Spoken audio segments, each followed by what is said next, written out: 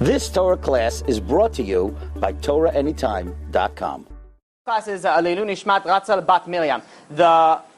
Before we actually begin, being that we spoke about scientific situations and people and evidence in the past few classes, I got some interesting responses. One of the responses was that I am trying to ridicule science, I'm bringing science down, it's disrespectful for the scientific community.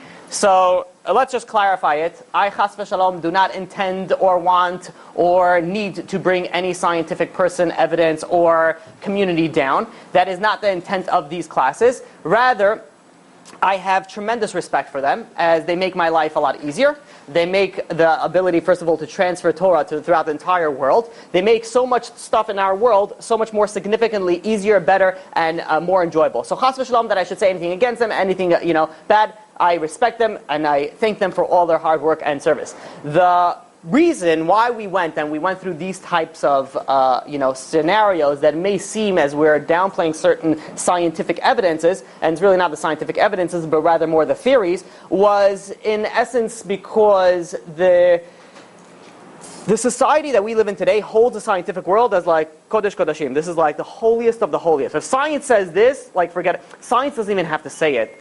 It could even be like the Mishpacha magazine writes about it, from like, it could be somebody who once read a psychology book, is all of a sudden a psychologist, and they read, it might be a good idea to speak to your kids every other night, so then they'll want to speak more to you, whatever, like something like that. It's scientific, now everyone's going to start doing it. So we hold scientific in a very high pedestal. The problem with that is that it's the one thing that's unchanging is the Torah. The one thing that's constantly changing is science. So if you're trying to compare the two, you rather focus on the Torah, which is unchanging, and then compare it against the science, not vice versa. So that was the essence of why I was going on. If it sounded like I was bashing, I apologize. I don't know if anybody got offended with the so close scientific community, and they're listening to my classes. That's really unbelievable. So I don't know. I mean, I'm sorry that I offended you, but I'm honored that they're actually listening to these classes. Okay, so now let's begin with today's class. Today's topic is well, let's even back it up a little bit. What is this? This is the fifth class, I think, in this series. So beforehand, we sort of tried to prove that there's a God. And we gave some, different types of evidence, proof, theories of why there is very likely that there's a God. Now we have to tackle another issue. And that other issue is, who said God still cares about the world? Let's say he just created the world, he did a good job. It's sort of the watchmaker theory.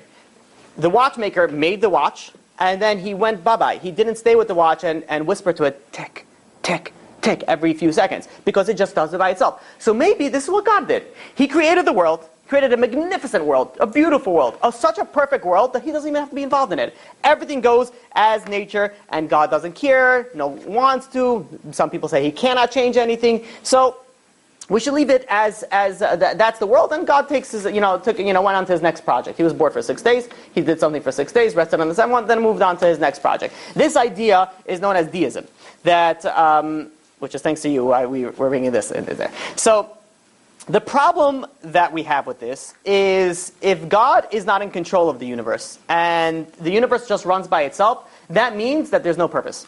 Like, what is the purpose? So we were sort of an experiment. Now, we're like bored, and then, it's like whatever. It's like, it's still just going on until it just dies out, until the juice runs out, until the battery runs out, and then we finish. It just defeats the entire purpose of creation. So we're going to look at it, and we consider it as a completely different scenario. We say that the Judaism states that not only God created the world, but he actually continues to run it. He continues to play a very, very important and much needed role in the whole creation as we know it today. So one thing that we're going to try to prove is, how do we know that God still plays control in this universe, in this world? And we're going to do that through Jewish history. We're going to hit two birds with one stone over here. We're going to also be able to prove, and we're sort of jumping the gun a little bit, because as we're moving forward, we want to know and be able to prove, is the Torah divine? Because if we could say that we prove that there's a God, who said that the Torah is divine? So we're sort of going to tackle both of these today, but we're going to actually go in more in depth in the coming classes, Be'ezrat Hashem. So, imagine some person walks up to you in the street, and he's scratching himself very hard, and he's like, hey, you got some crack? You got what? And you're like, what? And be like, well, I didn't say anything. What do you want? So he goes to you and he's like, you got $5? $5? You have $5? You have $6? You have $7? You have $5? You have $5? And then you see him like glancing from black. He's like, listen. You listening? Listen. Come closer. I'll tell you something. No one knows. You have $5? And he's he's scratching himself. He's constantly doing this. He's checking his gums to make sure that everything's okay. He's looking back and forth, and all of a sudden he's like, oh, you know what? They bargain. They bargain with themselves. These people, you don't have to talk anything. They're going to bargain. He said, no, $5, $4. You got $4, $3, $1. Just give me $1. I'll tell you something that's going to change your life. I'm telling you. You listening to me? Focus. I'll tell you. Just give me the money. I'll tell you something that changed. You're not a cop, are you? Okay, just make sure you're not a cop. All right, you give him the $1 just to get him to go away, and then he's like. And then he looks back and forth. It's like, listen, I haven't eaten since I was 6 years old. I was living on water and like carrots. Oh, can you give me another $1? And you're like, okay, fine. You know what? Here's another $1. It is. And he's like, and then he looks around again, back and forth, and he's like, you sure you're not a cop, right? It's like, I'm positive I'm not a cop. Here's $1, just please. And he's like, no, I'm going to tell you. I'm a man of my word. I'm going to tell you. I said, I'm going to tell you. He says, you listening? And then he goes and he says, you see these 4 trees over here? And you're like, yeah. And he's like, these are not trees. He's like, these are like magical people that have really long ears, and they're listening to everything that we're saying. And in 3 minutes from now, they're going to transform themselves out of the trees, and they're going to tap this car, and they're going to jump into outer space. And then he skips off, singing, Follow the Yellow Brick Road. And that was the end of that story. Now, you're sitting over there, and you start laughing. And you're like, and then, as you're starting to laugh, you're like, why am I laughing? I'm a terrible person. This person obviously needs, has some issues. Why am I laughing at him? And then you're thinking, well, I gave him $2, so am I that bad of a person? And while you're contemplating how bad of a person you are, maybe you're a good person, all of a sudden these 4 trees transform themselves into these magical creatures with long ears, and they walk around, they touch the car, and they jump into outer space. Now you're sitting over there, and assuming you didn't, touch any of his medicinal, extracurricular activities that he was dealing with, you're completely sober and everything's okay. What are you going to think at that moment? You're going to look for that guy and says, tell me some stocks, or this guy knows something that other people, didn't know. So the idea with prophecy of telling the future is really dependent on how extreme and specific that the future is. If I were to come to you today and I would say, listen, in about 5 years' time, there's going to be a war in the Middle East. Within 5 years, there's going to be a war in the Middle East. It's going to get ugly. Am I a prophet if it happens? No, because it's very likely that this is what's going to happen, unfortunately. If I were to tell you that in 15 years' time, they're going to create drones, and they're going to commercialize these drones, that they're going to be able to transport people. It's going to be, Uber is going to invest millions of billions of dollars into this, and that's it. It's going to be unmanned, vehicles that are going to fly you to destination. And, they can make it speak to you, so you can give it ratings on how good was the conversation, everything. They'll have people speaking from India, hello, thank you for flying with a drone, how can I talk to you? They'll do the whole situation, replay the whole thing. And if it happens, does that mean that I am a prophet? Not necessarily. But if I were to tell you something that is very specific or very impossible, and it does happen, then you're starting to think, okay, maybe this is onto something. It was prophesied in the Torah. In Malachi, chapter 3, verse 6, it says that, for I, the Lord, have not changed, and you, the sons of Yaakov, Jacob, will never be wiped out. It's prophesied already in the Torah that the Jewish nation will never ever be wiped out. They will always exist forever and ever. And we have this again in Genesis chapter 17, verse 17. This is going to be, I'm going to make you a brit l'dorot olam, lebrit olam, forever. I'm going to give you a covenant forever, which means we're not going anywhere. We're staying, till the end of time. It's going to be us and the cockroaches, whatever it is. We're going to the end. The idea behind this is nice and dandy, and I wanted you to think about it as if I'm trying to sell you a religion. I'm trying to sell you this religion. I'll be like, this is going to be awesome. We're going to be around forever. Don't worry about it. We're going to stay on to the end of time. Then, that would make sense if, let's say, you deal with something like, for example, Japan. Japan is in Japan, and it's always been in Japan. So it could be there for many, many, many years, and there's no issue with that. The problem is that the Torah itself tells that the Jewish people will be exiled, will be scattered throughout the entire world. You look at Deuteronomy, Devarim, chapter 4, verse 27, and God will scatter you among the people. And this is repeated again in Vayikra, Leviticus, chapter 26, verse 33, and again repeated in Devarim, chapter 28, verse 64. Again and again that I'm going to scatter you around all the nations of the world.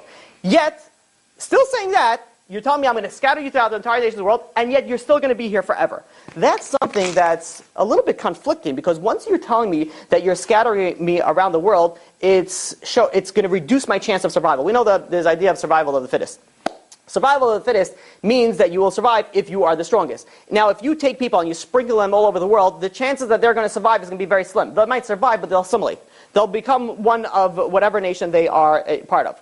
So, when we're going to look at this, we see that not only we still existing, but the Torah prophesies already that where we would be, and that we would be far away, and yet still, beyond any reasonable doubt, we are still existing.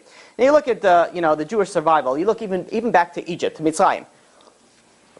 The historians are at loss. They don't know how to explain how the Jews got out of Egypt. And the archaeologists go and they say, it's natural disasters and all these things. Everything was just, happened to work out just so perfectly for the Jewish people. They were in the right place at the right time. Even though there was an Ipawar papyrus that was acquired by the Museum of Leiden at 1828 that contains eyewitnesses report of the Makot. Of the 10 plagues, it contains it. So it's not like something like, it just happened way long ago, and it's like some sort of fairy tale that the grandpa's telling the kids, like, many moons ago, we were in Egypt and the whole place was followed with frogs, and the whole place turned into blood, and the whole place was followed with rice. This is actually the eyewitness report that happened. And there's statues in the El Arish town near the border between Egypt and Israel also speaks about similar reports as this. So the fact that we got out is because you realize it's not like America, or there's going to be a wall. It's going to be a very strict wall. Of course, Mexico's going to pay for it. We wouldn't have to worry about that. Mexico paid for the wall, so in Egypt. And the idea behind us escaping Egypt is not just like a very secure place. It was secured by black magic. So it's not like like the guards were sleeping. It was like unnatural security. It doesn't make any sense how we were able to. No slave ever escaped Egypt. There were so many precautions, yet we were escaped. No one knows how. Besides that, where did we escape to? The wilderness, the desert, for 40 years, with a little bit of matzos. How did we survive that? Besides that, there were like desert kings, nomads that would think of it as pirates, minus the ships. They might have ships if they're smoking certain things, but let's say they didn't do that. They would just in the desert. What would they? They see a group of people, they're going to go and attack. But yet they see this. Not only they survived for 40 years. 40 years? How do you explain a nation going into the desert for 40 years and then coming out the other side, 40 years later, all healthy, strong, powerful, and even, greater in number? Once we got into Israel, we were in Israel for quite some time until Nebuchadnezzar, he destroyed the first temple. And once he destroyed the first temple, he scattered the Jews in the nearby, surrounding areas. For all intents and purposes, this should have been the end of Jewish history. That should have been the end. Once they captured, they sent us we would have still existed as human beings, but not as Jews. We would have existed as wherever we would have ended up in. The question gets a little bit stronger, is 70 years later, we get back to the land, and we rebuild the temple. Now, this is the first time in recorded history that a nation got expelled from its land, and then later came back and recaptured it, and had it became back to what it was in its original glory. After that, we were followed by the Greek occupation, followed by the Rome, who destroyed the second temple, and then scattered us also around the globe. And when you're looking at between the year 250 Common Era to 1948, when the Jewish state came into existence, the Jews were expelled from 80 countries, from more than 80 countries. That means on average, the Jews got kicked out of their countries every 22 years. That does not spell a recipe for survival. That's not survival of the fittest. Every 22 years, of course we were doing the average, some of them was longer, some of them was shorter, that we got kicked out. And numerous places, every single place that we went to, we got kicked out. There's a reason why we're in America, because Russia wasn't, working out so well for us. Azerbaijan, all the different places that it just, we kept on moving and moving and moving and moving and moving. If you keep on moving, you're not able to settle. You're not able to survive. How are you able not only to survive, but survive strong? The Jewish nation is strong. Then you had the Christian Crusades at the year 1095 to 1348. Then there was the Black Plague, which happened between 1347 and 1350. Guess who the church blamed for it? Of course, the Jews were the problem for this. We brought the bubonic plague somehow. And thousands of Jewish communities were massacred because of that. Then the Jews fled to Spain, but that didn't work out too well because then we had the Spanish Inquisition. Either you had mass conversions or mass murder with that. Then you go 1648, you have Tach v'Tat. You have a third of Polish Jewry was completely annihilated during that time. Throughout the years, the Jews were constantly targeted for anti-Semitism, murder, rape, everything bad. That's what the Jews were the target for. 1915, Grand Duke Nicholas, the commander-in-chief of the Russian army, had 100,000 Jews murdered in deportations. In 1917, this is not that long ago, the Ukrainians had massacred 200,000 Jews in almost 500 pogroms. The Holocaust, we lost 6 million Jews. In 1948 came the first time in recorded history that the people that were once kicked out of their land regained the land, now regained it twice. We got kicked out twice out of the land, and now we got it back. And then became the state of Israel. This makes no sense. When you think about it, it doesn't make any sense. You look at historians to explain this, and they can't explain it. According to the normal, natural law of history, it does not make sense. We should not be here. We should not have Israel. We should not have anything. We should be in extinct, and not even more so, in Devarim, Deuteronomy, chapter 4, verse 27. It says that the Jews will remain few in the number amongst the nations. Now this is also, maybe if we have time, we'll try to explain it, but it says that we're going to be as much as the stars in the sand. We'll see if we have time later, we can answer that. But it says that we are few amongst the nations. Now, we started about the same time as the Chinese. The Asians, have a very, very large population. They're well over 1 billion. We are roughly about 14 million. If we started at the same time, we should at least be 500 million, 500 million. At least, that's sort of what our numbers should be. However, the Torah says, before we all got kicked out of all of Israel and got into all our exiles, the Torah said you're going to be in exile and you're going to be few. Now, this is a very big problem because we have a mitzvah, and that mitzvah is pru u'revu. We have to be fruitful and multiply. This is why you see a lot of Jews have a lot of kids, right? Ranging anywhere from 5 to 25. That is the ad, depending where you live. We have a lot of kids. Now, if we have a lot of kids and we've been around for so long, then where are we? Why are we only still few? We should be, you can look at it the flip side. Either we should be extinct, or we should be 500 million, or more. It makes no sense that we're exactly what the Torah said there will be. We'll be scattered. We're still going to be around, but there's not going to be a lot. Anti-Semitism was first of all, if you look at the definition of anti-Semitism, it's the hostility or prejudice against Jews. It's specifically catered towards Jews. If you don't like a black person, you hate a black person. I know, I'm being careful, relax. I know we can get a little bit of, edgy and stuff. You have a big hatred and you do stuff to, against black people. What are you called?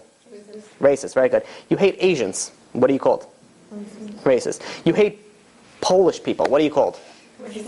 You hate Uzbekistans, right? We know that's a sore topic for the Russian community. What are you called? Racist. You hate a Jew. What is it called? Anti-Semitism. We have our own word, right? We're a separate category. We have everybody else's racism. Anti-Semitism is special for the Jews. Genocide was only came. Who coined the term genocide? It was a lawyer by the name of Raphael Lemkin. He was a Polish Jew, and he this really came after World War II. After the Holocaust, they were like, what's a good word for genocide, mass destruction? Well, they didn't say genocide then. And he obviously used the Latin words and he put it together. But this came after World War II. This came into being. So besides chutzpah, we have a few other words in the dictionary. Unfortunately, thanks to us, because that made it into the dictionary also. There are 4 things when you're dealing with anti-Semitism. First of all, it's universal. Everywhere you go, the Jews were expelled literally from everywhere. So everywhere, it's universal. You hate the Jew. You might not know it yet, but generally, there's people in that society, in that region, that have a very much and strong dislike for the Jew. There's also the intensity of hatred. The intensity of hatred, we could just say one word, and that just closes the whole story, is the Holocaust. Shows you the intensity of the hatred against the Jew. The longevity of it. How long has this been going on? This is since the Greek, basically since we started. Since we came into being as a nation, there was hatred against the Jewish people. Just a short list of, the hatred that we have. We had the Egyptian Empire, the Babylonian Empire, the Greek, the Roman, the Byzantine, the Spanish, the Ottoman, the British, the Austro-Hungary, the German, the French, the Russia, the Soviet, the Nazi, and so on and so forth. And it's not only that we've been hated for so long, so hard, but it's also been from everybody, from all angles. And the fact is, when you look at the anti-Semitic reasons behind it, it's so irrational and it conflicts with each other. The oldest example in the book is the Jews took they killed the Christian baby because they needed to drink the blood for the 4 cups of wine. We're not allowed to drink blood. Like, we can't. Like, as much as we would love to drink blood, I don't know where this came into being. Like, how did this even come up? Who was the first person that was like, you know what, wine, blood, same thing. You know what, they're eating, children. I don't know how it came into that, but it's so, they'll complain. The Jews, they're too wealthy to control everything. The Jews are too lazy, they're taking all the benefits. The Jews, they do too much, they do too little. They take our jobs, they're too lazy. It's always conflicting, and it's the same people. Why do you hate the Jews? It doesn't matter. It's irrational. They're just going to hate the Jews. It's like, there's some people that you just hate their face. It doesn't matter what they're going to say, I just don't like you. It's very bad. It's a terrible thing. But, there's some people that they come to me and, they have, relationships and whatever, other issues, and they just don't like one person. I'm like, why? They can't even, the face, the personality, it's everything, like, that is terrible. I'm like, that's like racism on the highest possible level, directed at one person. Like, you're hating someone for absolutely no reason. But unfortunately, we all know somebody, they come into the room, they're like, oh man, this person, hi, how are you? Yeah, everything's amazing. Yeah, I miss you so much. More women do that than men, but whatever. The idea is that you have constantly this irrational hatred towards a Jew. And not only that, it's actually mentioned in the Torah. In Devarim, in Deuteronomy, chapter 28, verse 65. It says, and among those nations, you will not be calm, nor will your foot find rest. It's basically telling us, God's telling us that, you don't listen to me, you're going to go into exile, and your exile's not going to be fun. No one's going to like you, everyone's going to hate you, and you're not going to find any rest in there. Who wants to join this nation? Huh? Anybody want to come? Would any sane person who's creating this Torah, assuming that there's no God, say, why don't you come join us, and what happens if you don't listen to me? I will scatter you amongst all the nations, you will go into exile, and you will suffer bitterly, and you'll go from place to place, you'll never be settled, you'll never be happy, but it's good times also. We have Shabbat, it's really nice, you could eat constipation food, matzah food, a few times a week, and then, just to cleanse yourself, or to collect everything. It's going to be great. Then we could live outside for about a week. It's cold, don't worry about it. You can wear coats, it's okay. It's going to be great. It's going to be, this is not a way to start a religion if you're starting a fake religion. If you're starting a fake religion, you make everything nice and dandy. You want to sell a product, you're not going to, tell people, the battery is terrible, the camera is awful, but the call quality, whatever, And it's just a remote. It's not even a phone call. Who knows what they're talking about? But you sell something. You want something to be able to be. You just tell the good parts. But yet over here, the Torah brings everything in it. You look at it. You look at the state of Israel. The state of Israel. When it came in its inception at 1948, the population was 600,000. The first 5 years, it doubled in its population. It absorbed 600,000 immigrants, which is the largest immigrant-absorbing nation on the earth. And then on May 1948, when the modern state of Israel declared its independence, 5 Arab armies decided they're going to attack Israel. And I really should have brought a picture. I have a picture, but it's not a good one. Israel is very small. It's a tiny little strip of land. And it's surrounded by not-so-friendly people. Well, maybe they're friendly. No, they're not friendly. Not-so-friendly people that want nothing else but to annihilate Israel. So they're completely closed off. And then they decide that they're going to wage war against them. And in fact, the Secretary General of the Arab League said this will be a war of extermination and a momentous massacre. They didn't come in saying, we'll take them, we'll get some slaves, it's going to be nice, we'll kick them back. No, they wanted pure blood. That's it. They wanted to wipe Israel off the map. And Israel should not have stood a chance. And really shouldn't have. You have, you're assuming, you're in public school, because obviously this doesn't happen in yeshiva, let's hope. You have a bunch of kids gang up on one kid to beat them up. And, so you have a bunch of, refrigerator-style people, going up over there, ones that eat steroids for breakfast. And they come in there, they put this kid is, the little, spaceship maker, he's got his big glasses, pocket protectors, the whole thing, the asthma in the, thing in the holster, he's like, the whole situation. He's getting attacked by these, football players. And they're just like pushing him around. Does he stand a chance? Unless he took Krav Maga for like 10 years, then very likely no. And even if he did, they could probably just hold him, and he'll just be like, one of those people trying to swing in the ear. You have here Israel. You have here 600,000 people in Israel against the surrounding about 50 million Arabs. Now, mind you, when the Jews were in Israel before it was announced as an independent state, while they were in there, it was controlled by the British. Now, the Jewish people did not have the ability to obtain arms or practice or start military procedures. They weren't allowed to do that. Oh, so you're looking at, they just got into a nation, and now they have to fight against 5 armies. 5 armies, many of them each numerous, more times bigger than each of their own. So who is fighting in these armies? You have a bunch of Holocaust survivors. Now, you've seen pictures of the Holocaust survivors. They weren't working out for like 4 hours a day, practicing their, the aim. And these are not military trained people. You had about 45,000 soldiers in this war from the Jewish side. You had a few tens of thousands of rifles that you're dealing with over here. Against all this, not only did the Jews win the war, but they got 21% more land. How do you explain that? How do you, in the right mindset, where in my mind, I'm already picturing, the Arab nations were probably, okay, when we do this, we're going to divide it this way. I'm going to get this land here. They're already dividing the spoils up. It wasn't even a war. It shouldn't have even started to begin with. And yet the Jews won. 19 years later, 1967, Egypt, Syria, Lebanon, and Jordan, which, by the way, is everything that touches Israel, went and they decided that it's time to annihilate the Jewish state, take 2. And they were equipped with $3 billion of military aid from the Soviet Union, and they were all backed up by Iraq, Algeria, Kuwait, and Sudan, all non-friends of the Jews. So they went and this was a war that made no sense that they will survive. It didn't make any sense. I'll tell you the extent of it. Prime Minister Levi Eshkol, he was going to address the nation, give them chizuk, get them powered up, like a pump-up speech. Right before the coach goes in, even though everybody else is 6 feet tall and you're 4.5 feet, we're going to win them. Pump them up. And he starts crying. Now, if your coach is gathered around and it's the game of the season, and he's like, guys.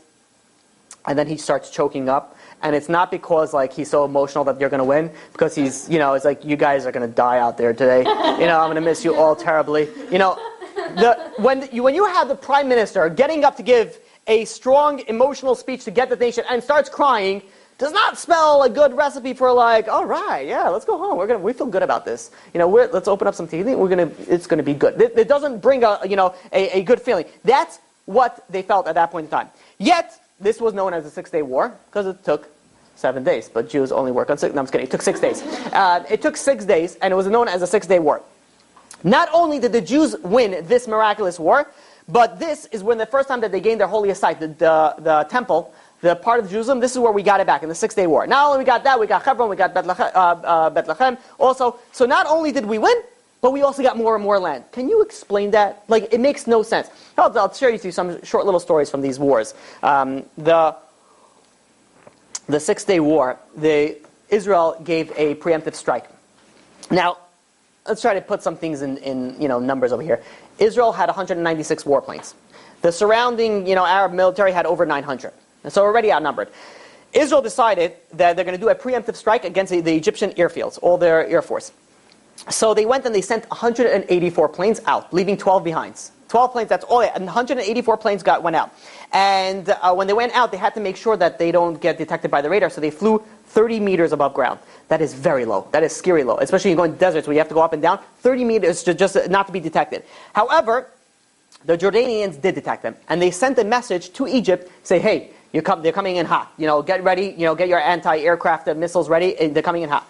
For some odd reason, a nice coincidence, Egypt changed its programming code the day beforehand, and it didn't give the Jordanians the updated code. So the Egyptians never got this information. Now, Israel went into the Egypt airspace and started bombing these airplanes. Egypt had sufficient anti-aircraft ammunition to destroy it all. But for some odd reason, it wasn't given shoot them down. It just the order wasn't given. And in fact, General Ezer Weitzman, who later became the president of the state of Israel, went and he said, and he was asked, he's for 3 hours straight, Israeli planes were flying back and forth, bombing the Egyptian airstrip. Why didn't the Egyptian go and destroy them? And this, later to be a president of, State of Israel, he was silent. Then he lifted his head and exclaimed, "The finger of God," because you cannot explain it any other way. The conquest of Shechem, the IDF saw that this was going to be a very, very difficult conquer. And one of the reasons is because it was a very, very large city. They had tens of thousands of Arabs living over there, so they put this all the way for last. Now, the Jordanians knew that this was going to be a possible, mode of attack, so they put up a very, very strong defense, on the border that's close to Israel. Israel decided they're going to go from the back door. Which is always a smart idea if the front door is locked. So they went through the back door, and when they get to the back door, and this was, by the way, this was an eyewitness account it was told by Uri Banari. He goes in there, and the Israeli army walks in, the IDF walks in, and you see the entire area. The Shechem is sitting over there. Arabs are waving their white flags, a white handkerchief or white flags, and they're clapping. So he goes on and says, us, in our, not knowing any better, we just walked in and, we were like waving, like the princess way. We're like waving, nice at everybody, like hello, everything was nice and dandy. We had no idea what was going on. Why are they giving up? And as they went in, they saw that there were guards keeping the crowds intact. And they were like, this is weird. So one of the IDF wanted to go and disarm the guard. Because he had a thing, and the Arab guard is like, no, what do you mean? Why should I disarm? So the Israeli shot some, bullets in the air, and this is where everybody started running away, like cockroaches when the lights turned on. Thank you very much. Everyone just scattered away, and this is when the sniper shots began happening. What happened was, by this time, the IDF was already in Shechem, and they took it over without any issues. But what happened later is when they realized, why did they just let us walk in? Why did they just? They were under the understanding that the Iraqi forces were supposed to be coming in from Jordan to come in and assist them. So they saw the army. They thought this was the Iraqi forces. So they were waving and nice, and Israel was waving back and be like, yeah, nice to see you also. And by the time they realized it, the Israel was inside already, and that's it. Within a short time, they were able to take over everything. One of the IDF had a truck that was filled with ammunition. That it was next to a Jerusalem building, and it was being brought to the front lines. Now there was a missile that landed directly on that truck. That means, I don't know if like if a missile hits that type of explosive, that's ridiculous. That's like fireworks. That's destruction in the nearby vicinity. Everyone's going down. And for some odd reason, it was a direct hit on the truck, but it never exploded. The bomb never exploded. Can you explain it? Maybe yes, maybe not. There was, so we said, who are these soldiers? They're people, the reserve. So you had one Israel. He was a cab driver. He was on duty with his friend, which was an electrician, right? Two well-trained in the Israeli. And they came in there, and they had a few light weapons, a few bullets. And then they come and they see an Egyptian half-track. An Egyptian half-track, that's you morph a tank with a truck. And then you put it on with machine guns all around the side. It was coming towards them. It was from the Egyptian side. They saw it. They froze. They're like, what are we supposed to do? I don't know. So they just for not knowing anything else to do, they just pointed their guns at them. And the truck stopped. And they're pointing the guns, and the truck is stopping over there. And they said we were waiting for them to shoot first because we want to save our bullets. We have just a handful of bullets. And they saw that nothing was happening, so they slowly inched their way towards the truck.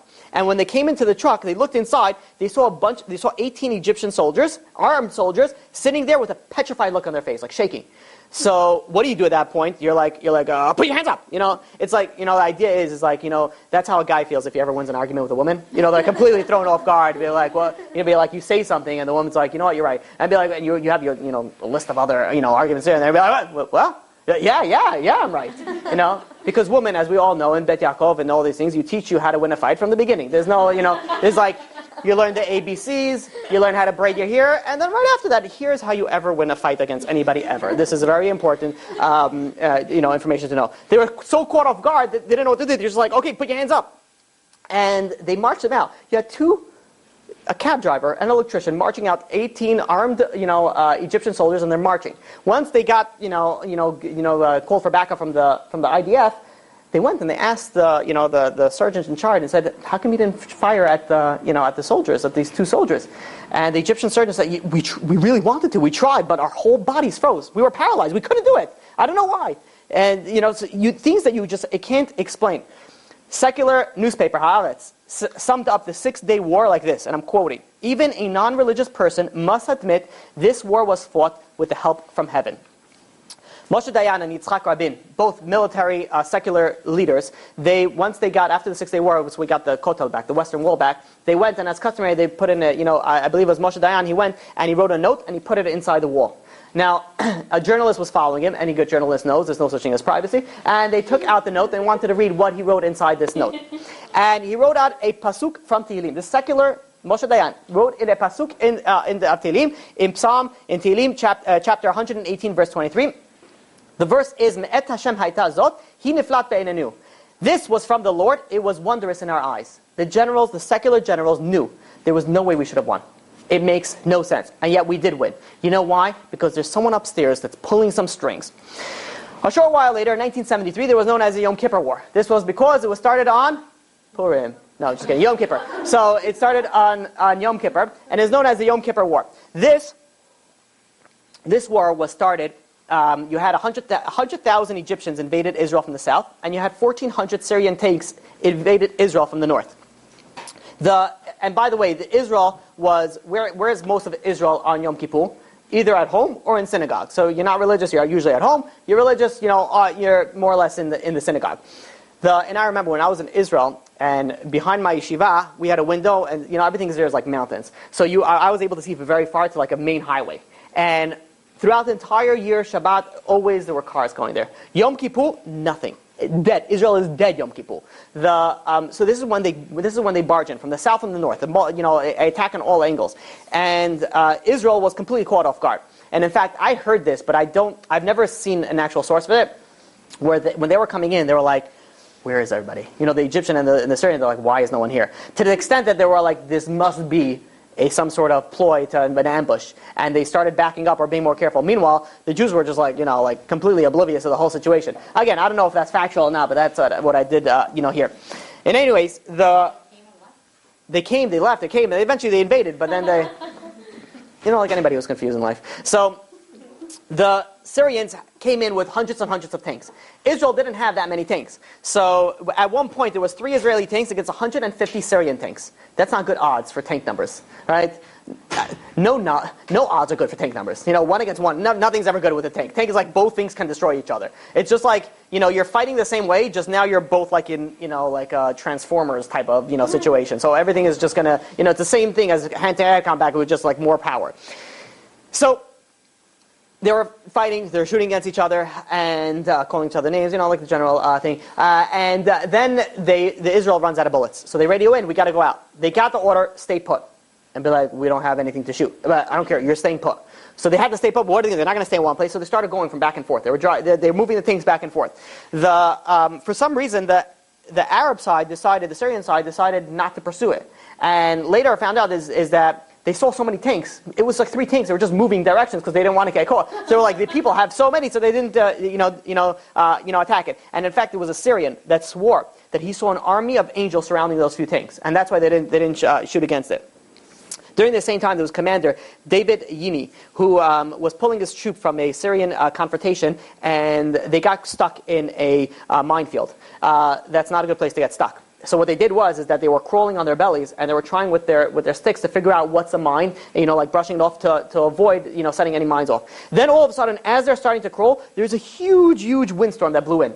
So they had nothing to do but sit still until the windstorm blows in because they can't see anything. The windstorm went on and on to the extent that it started blowing everything away. To the extent that 30 inches of soil was blown off, all the mines were very easily seen, and you were able to just walk right out of it. Happened to be in the right place in the right time, right? I don't think so. There was another in the Yom Kippur War as well. There was an Israeli soldier that took an entire group of Egyptian army people captive. One soldier, Israeli soldier, right? So like the tanned, like skinny, smoking the cigarettes, eating the garinim, with the gun. He's sitting over there, and he takes on this entire group. And can you imagine? It's like a little kid, with a stick is fighting off a whole gang, the Crips. Can you imagine that? Does it make any sense at all? And when they asked the Egyptians, so why didn't you fight against it? It's one guy. He says, it was very odd because when we got closer to this one guy, we saw there were like thousands of like other soldiers that we saw. But as we got closer, these soldiers started disappearing. So we all thought that he had somewhere hiding around. So we all thought there was more. And then they asked this Israeli soldiers, Who was with you? He's like, I don't know, solo, just me. That's it. I'm just here alone. I didn't see anybody. So you see here miracle after miracle, that it just makes no sense how the Jewish nation, not only they have a land, but actually survived and actually winning wars that makes absolutely no sense that they should be winning.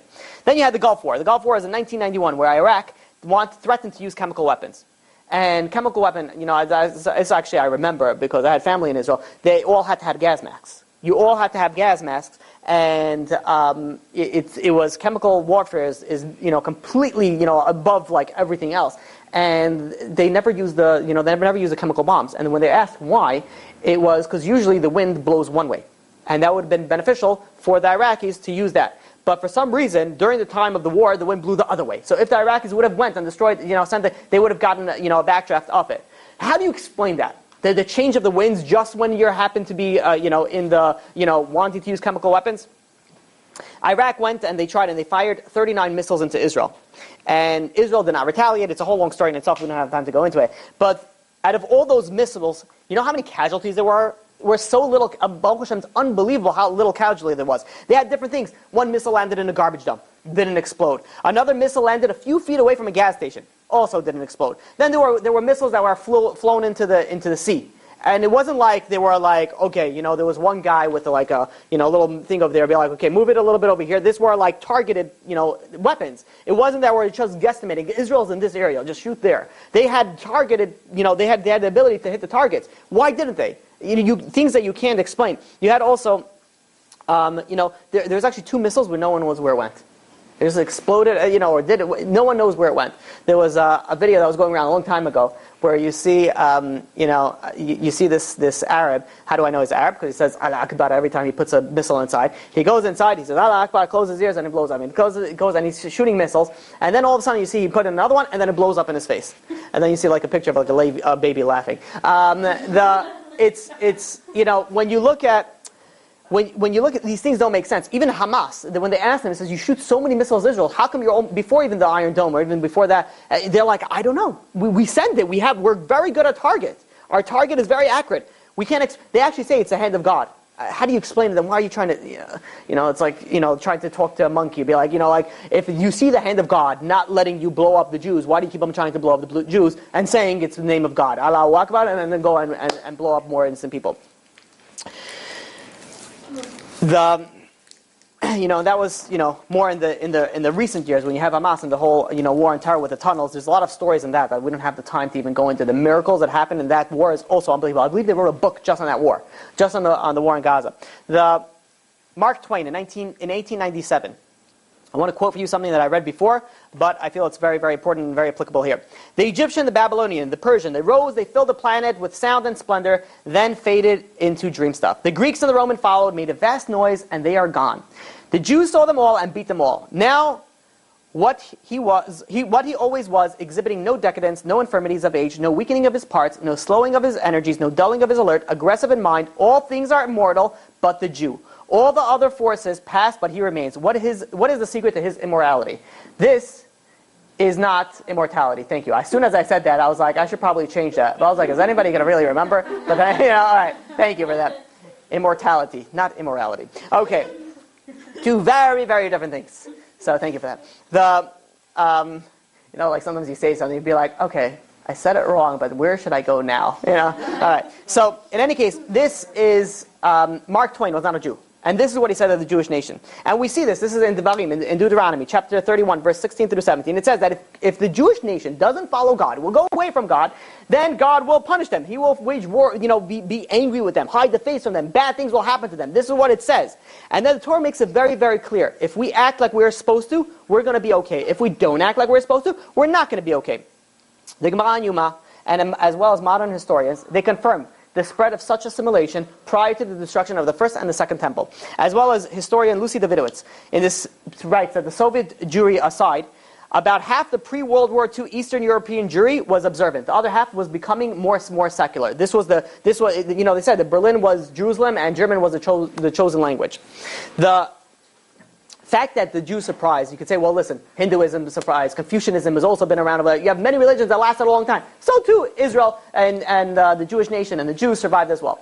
There's very, very big difference. I saw a very nice explanation. I don't recall where I saw this on this idea.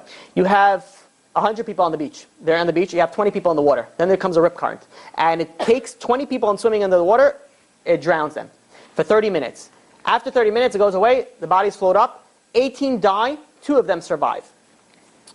The fact that 100 people weren't affected by the rip current, not surprising at all. The fact that 18 died, also, it's unfortunate, but it's not surprising because they were underwater for 30 minutes. The fact that you had 2 people survive, that's what brings us the question. That's like, why did they survive?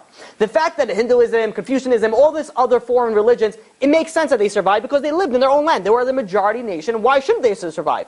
That brings you the question is those 2 people, the Jews, that kept on going underwater, why are they still here? Can you explain anything rational, taking God aside, anything other than the supernatural, for explaining of why God is still here? Not only is God still here, but rather God is also overseeing the creation. He's playing a very, very strong role in it. The land of Israel, you should know, was a very, very important land in the ancient times. It was, this was a meeting point between Europe, Asia, and Africa. So it was a trade route. So people wanted it. People really wanted it, and they fought for it. I think you have, over 30 nations that conquered Israel. That's over the period of time. And yet, not only did they fight for it and they went inside it, but yet no nation was able to cultivate it. We know that it was a land flowing of milk and honey. But when the other nations captured it, it was nothing. It was desolate. Mark Twain visited Israel, or Palestine back then, in 1867. And I'm going to quote for you what he said. A desolate land whose soil, though more sufficiently rich, produces only thorn, bushel, and thistle. There is such desolation, one cannot even imagine that life's beauty and productivity once existed over here. The land of Israel dwells in sackcloth and in ashes. This makes a very, very odd understanding as how come the Jewish people are flourishing in Israel. You know how much we export. Not only we're exporting things. Also, if I'm not mistaken, the land of Israel was, in the recent years, was the only one that produced a net gain in trees, as opposed to anybody else. They had a net gain. There were more trees planted in Israel as opposed to anyone, which means they didn't lose trees. They actually gained trees in it. And what's interesting is that it's a desert.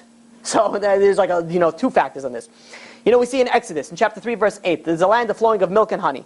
From the time of Josephus even, which was, over, 1,300 years after, the Torah, Matan Torah, the land was still flowing with milk and honey. This was still going on. I'm sorry we're a little bit late. We have a little bit more, but if anybody needs to leave, I don't feel bad. Feel, free to, get out, leave. It's fine. It's okay. More than happy if you stay, but, by all means. So, I want to finish up over here. Then it says, in Leviticus, chapter 26, verse 32, it says in the Torah, so devastated will I leave the land, your land will remain desolate, and your city in ruins.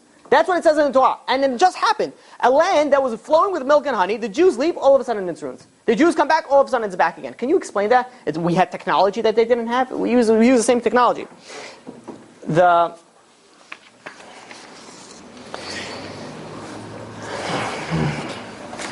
Skip some stuff, it's late. There's a story that's told of King Louis of France. He went to a mathematician and a Catholic philosopher by the name of Pascal. I'm sure some of you have heard him. Asked him to prove the supernatural in just 2 words. Prove me the supernatural in 2 words. You know what he said? The Jews. Those 2 words are the Jews. Prove the supernatural is the Jews. When you ask people, how many Jews are there in the world? Ask somebody who doesn't know anything about Jews. You ask them, how many Jews are there in the world? They're going to give you the craziest answers. 5 billion. 500 million, 1 billion, all that. And when you tell them, no, it's about 14 million. They're like, no, it's not possible. They're like, no, we're really only 14 million. He says, but you guys are always in the paper. Like, how do you explain that? So, because we own it. That's why we're always in it. And so, when you think about it, why do we make such a long, standing? We're always in the papers. We're always making a thing. By the way, it's not true. We don't own the media. That's what we want people to think. So now no one knows what's true. Okay, so not only did the Jews survive, but they actually contributed a significant amount to society. The Jews, which make 0.2%, roughly, of the population, has contributed a significant amount. Recent stats shows that 23% of all Nobel Prizes from 1901 to 2017 were Jews. They were Jewish recipients. And we look over here. Chemistry had 36 prize winners that were Jews, 20% of the world total. I'm not going to say how much it is. I'm just going to tell you what the percentage of the world total are Jews. Economics, 39%. Literature, 13%. Peace, 9%. Physics, 26%. Physiology or medicine, 27% of the world population. We're tiny. We're not even 1%, and we accomplish more than almost a fourth of all Nobel Prize winners are Jews. Besides that, I have here a list of things, but due to the time, we don't have the time to go in there. The Jews have one of the greatest creators in history, that especially in medical and scientific advances, there's an estimated 2.8 billion lives saved thanks to Jews. Fritz Haber, who invented the synthetic fertilizer, saved about 1.3 billion lives. Karl Landsteiner and Richard Lowenson, they invented the blood transfusion. You have Abel Wohlman, the chlorination of the drinking water. You have Samuel Katz, measles vaccine. Sir Ernest Chain, penicillin. David Sacha, the oral rehydration therapy for cholera. You have Alfred Summer, vitamin A therapy. Baruch Bloomberg, couldn't get more Jewish than that. Baruch Bloomberg. And hepatitis B vaccine. Jacob Gershon Cohen, a mammogram. Albert Sabine, polio vaccine. Rachel Schneerson, the hip vaccine for bacterial meningitis. Brian Drucker, the Gleevec medication, which is an anti-leukemia drug. And you have Henry Heimlich, which invented the Heimlich maneuver, or remover as well. You have here all these. That's why, for people that want to boycott Israel, please do. Yeah. Make sure, you choke, do not use the Heimlich. No. Make sure they say, no, don't use that. Rabbi Finger also brings down a bunch of other interesting things. The cell phone, which we view today as a drug and indispensable from society. This was developed in the Israeli branch of Motorola. Windows operating system. Most of these operating system was developed by Microsoft Israel. Pentium MMX chip was designed at Intel in Israel. The voicemail technology was developed also in Israel. 4 young Israelis developed the technology of AOL Instant Messenger in 1996. I actually remember this, this different thing. According to the industry officials, Israel has the highest, strongest airborne security. And when people need to train for something, they go to Israel to train for that. Israel has over $100 billion economy that is larger than all its immediate neighbors combined. And we don't do oil. It's important to do that also. Israel has the highest ratio of university degrees to the populations of the world. Israel also produces more scientific papers per capita than any other nation by a large margin. Israel is ranked number 2 in the world for venture capital funds, right behind the United States. On a per capita basis, Israel has the largest number of biotech startups. Israel also is the world's 2nd highest per capita of producing new books. Israel is the only country in the world, and this is what I said before, which entered the 21st century with a net gain of trees. Israel has more museums per capita than any other country. The disgusting Israel. So far, it's terrible, right? What does UN say? We're violating all these, laws. Yeah, terrible. Israel leads the world in the number of scientists in the workforce with 145 per 10,000 people. So every 10,000 people, you have about 145 scientists. U.S. has 85 per 10,000. Japan has 70, and Germany has less than 60, which means we lead almost everybody else, almost double of what we produce in the scientific world, and specifically in scientists.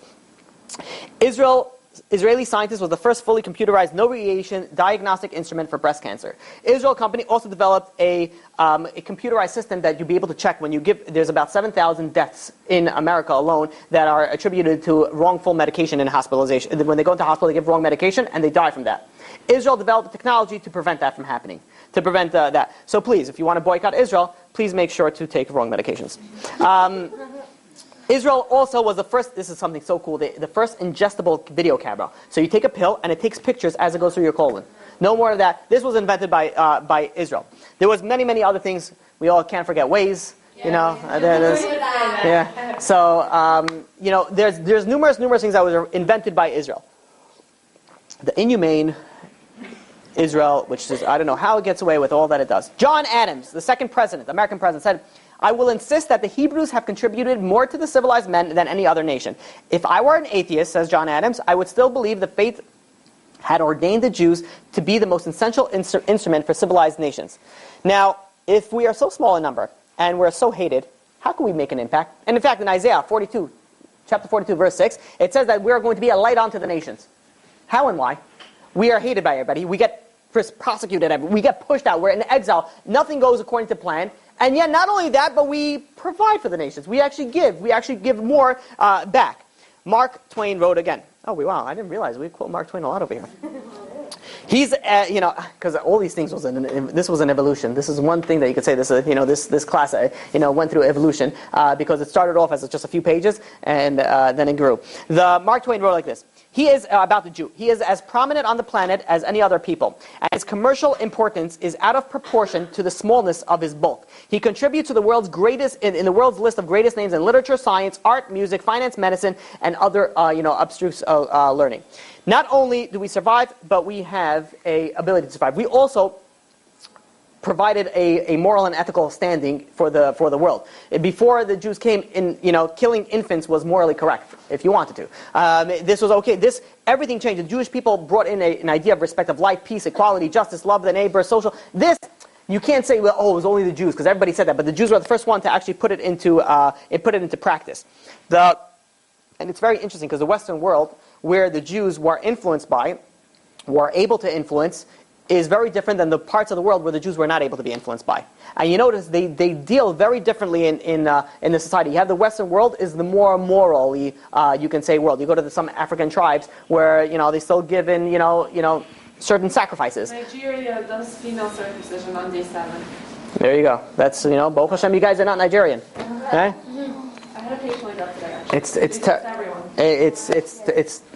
It's sad, it's disgusting, it's terrible, but they think that this is humane, this is okay, this is important. The Muslim ones? Egypt also does. We could be also Muslim. Okay. Anyways, Nigeria specifically. But Egypt also put it this also way, the United Nations have on their wall, here's a picture of United Nations. You know what it says on the United Nations? A verse on Isaiah. You can't see it, I don't know, whatever. It's here. Just trust me. You can show it, look at it afterwards. They say it's printed in Isaiah chapter 2 verse 4. It says, "And they shall beat their swords into the plowshares and their spears into pruning hooks. Nations shall not lift up the sword against nations, neither shall they learn war anymore." Basically, try to unite everybody to avoid war. Doing an excellent job. The Wall Street Journal went and they ran a series on which 3 individuals in their view had the greatest impact in the 20th century. You know which of the 3 people that they chose in the entire world that has the greatest impact in the 20th century? Sigmund Freud, Albert Einstein, and Karl Marx. All Jews. The probability of all them being Jews are so low, and yet not only are we here, but we are strong. We are, the Jewish religion is as strong as ever. It's, Baruch Hashem, it's getting better. I can't say strong as ever because that's incorrect. It was at one point it was much better. But Baruch Hashem, we're getting stronger. There's a big Baal Tshuva movement. There's a big movement of getting closer to God. We are not only here beyond any reasonable reason. We should not be here. We should not be existing today. And not only do we exist, we are talking about existing, and we contribute to the society. Can you explain that in any other way? Other fact that there's something supernatural going on over here. There is a reason why we're still here. There's also a reason why we're the target of anti-Semitism.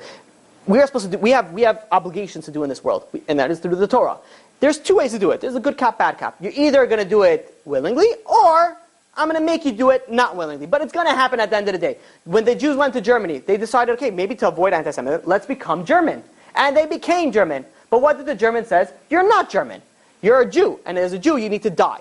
So no matter whatever we try, it's never going to work. The only thing that we need to do is follow the Torah and follow the path of Hashem. That is the only answer to get out of this whole sticky situation, all the anti-Semitism, everything that we need to deal, that is the only way to deal with it. We learn from here 2 things, and then we'll open up for questions. Number 1 is the fact that the Torah was able to predict this. The Torah was able to predict a nation. You're not going to be large, but you're never going to die out. You're going to always exist. You're going to contribute. You're going to be a light unto the nations. And you are never going to be destroyed. And you're going to be exiled from place to place to place. All a recipe for the disaster, everything conflicting with each other, and yet we see that everything came exactly as it's written in the Torah. This is another proof that you have over here that not only the Torah was written by no human, but rather by a divine being, but that divine being had the power to foresee the future. It's not bound by time. Any questions? Yeah. Go ahead. Don't be bashful. Did Amalek hate us, or did they just want to start off with us?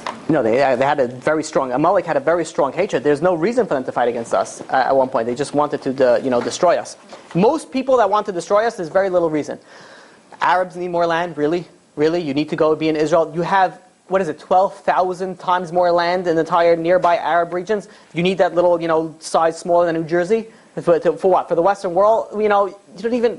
Whatever. Yeah, let's not get into. Also, is off top. anti-Semitism also technically for Muslim, but no one uses it for it?